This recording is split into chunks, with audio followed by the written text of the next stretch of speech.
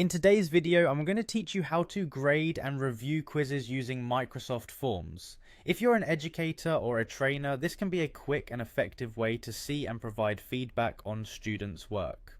Microsoft Forms is a versatile tool that automates some grading processes, making your life a little easier. Let's walk through the process together. To start, head over to the Microsoft Forms website. This is where all your forms and quizzes are stored.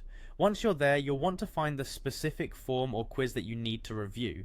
Opening this will give you access to all the data gathered from your respondents, which is crucial for effective assessment. Now that you've opened up your quiz, locate the Responses tab. Clicking this will bring you to a hub of insights and data about how each respondent did. This view is particularly useful because it provides you with both a summary and a detailed look at individual responses.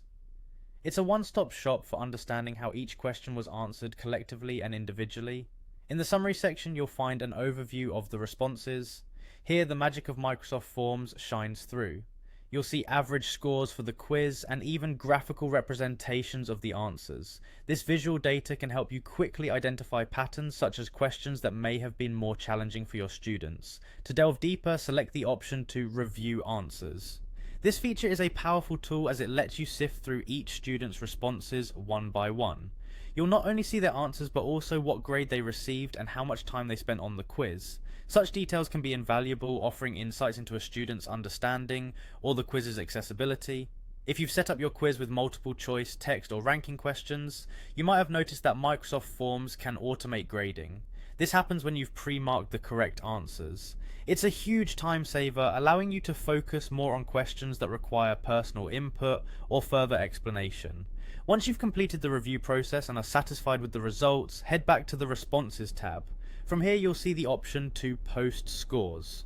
Clicking this will release the feedback to your students. It's a simple gesture but provides crucial feedback and closure for them.